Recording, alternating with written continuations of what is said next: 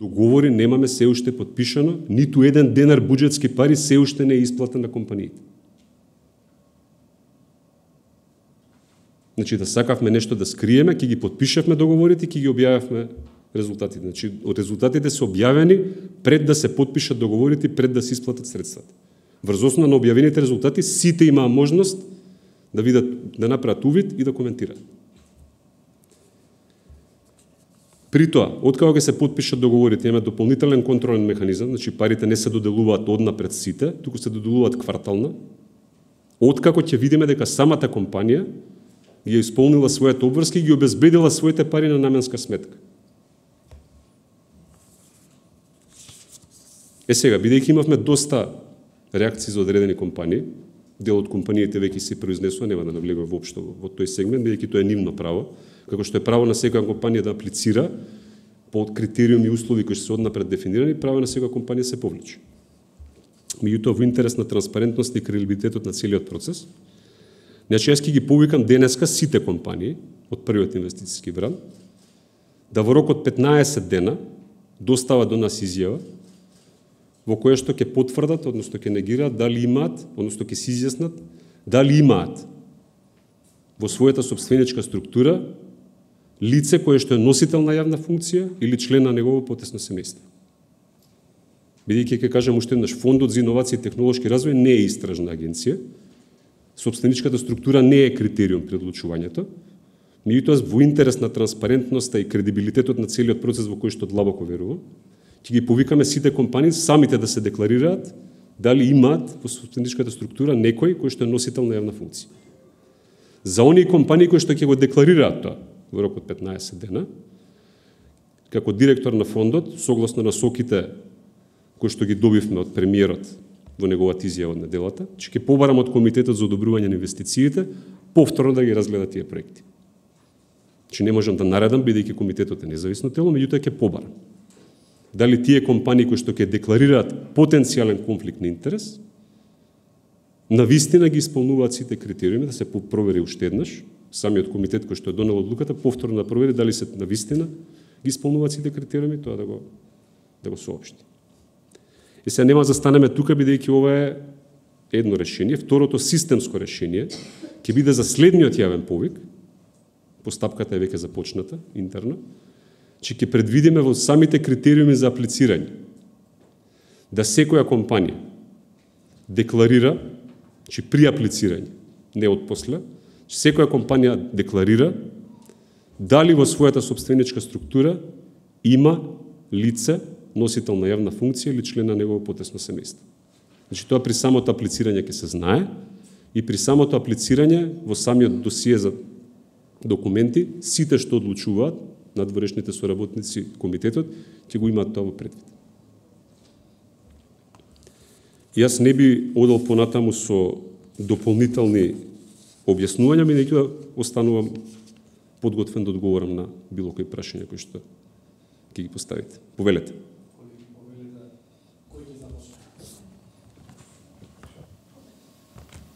Добро.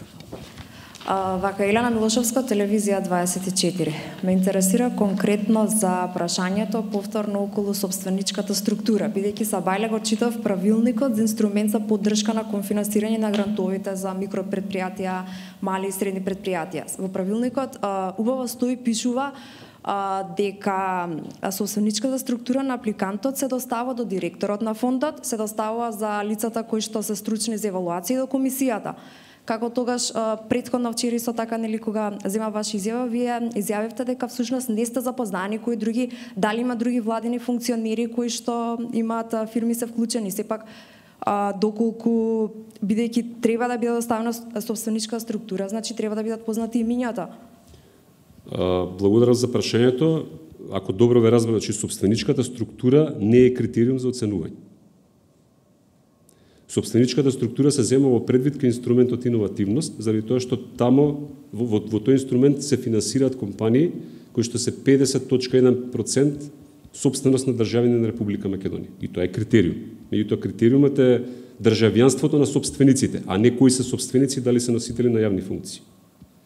Така што да, компаниите го доставуваат, меѓутоа тоа воопшто не се процесира понатаму откако ќе се утврди дека компанијата е во доминантна сопственост на македонски државјани, бидејќи тој услов поставен во самиот закон.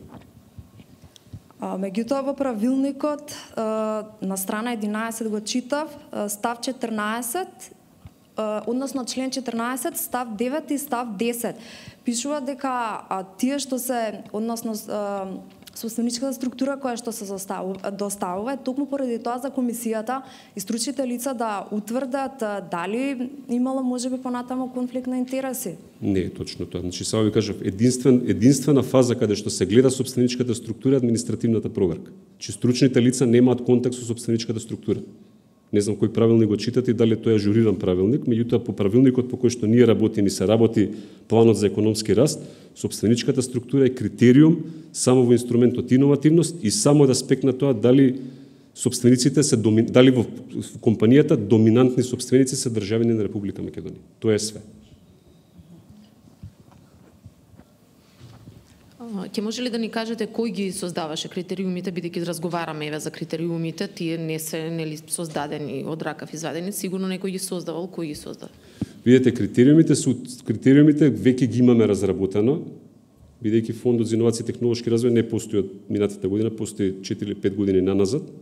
Можеби за жал заради недоволна активност не бил доволно афирмиран. Меѓутоа критериумите ги преземаме од инструментите кои што претходно се финансирани од Светската банка, например.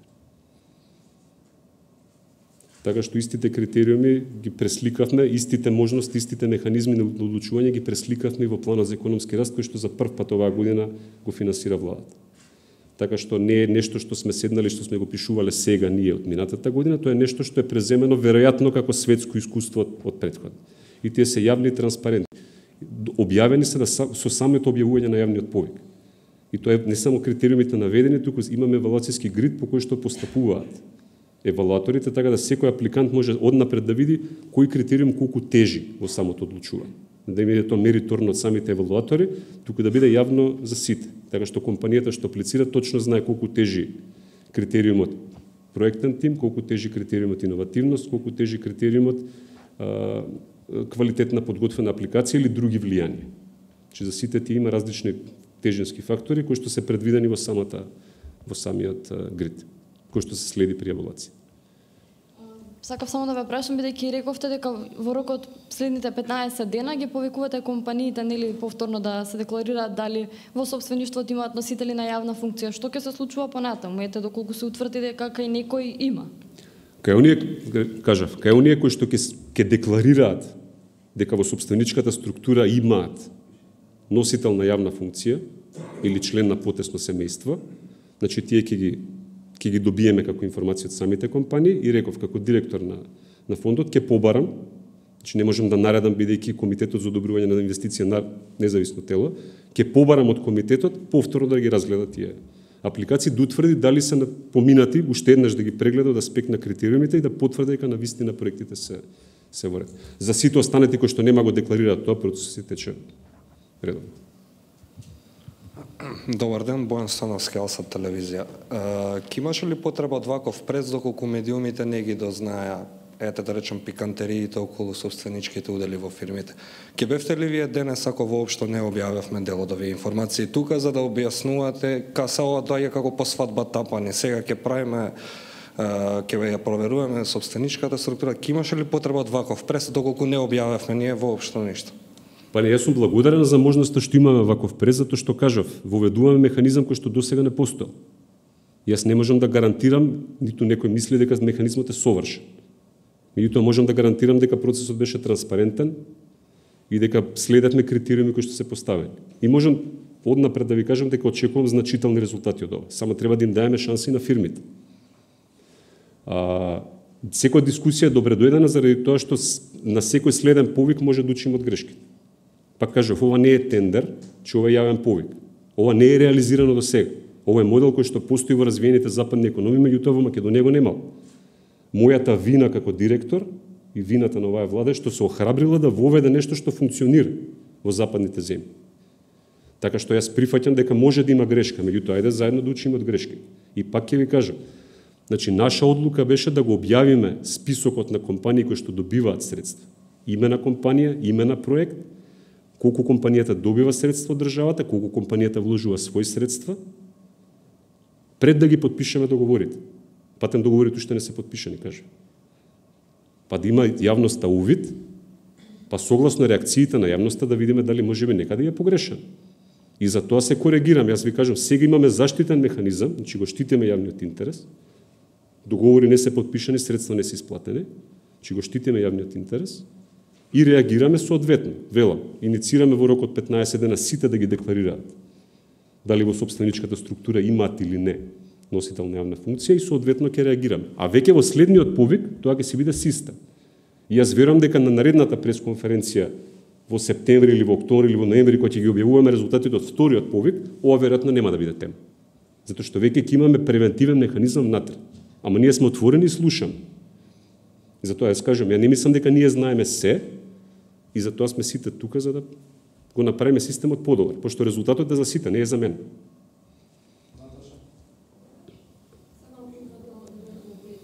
Дали според вас постои конфликт на интереси кога функционери добиваат пари еве од фондот преку своите фирми? Конкретно, дали ова е конфликт на интереси или не според вас? Видите, ја не сум улогата моја не е да оценам дали има или нема, меѓутоа функционерите се изјаснија, мислам, веќе по тоа прашање, така да не знам зашто јас би се изјаснил дополнително. Како директор, дали е тоа конфликт на интереси Видите, или јас можам да ви кажам дека го разбирам. Ја разбирам реакцијата на јавност. Ја разбирам заради тоа што претходно системот во изминатите 11 години многу се злоупотребува.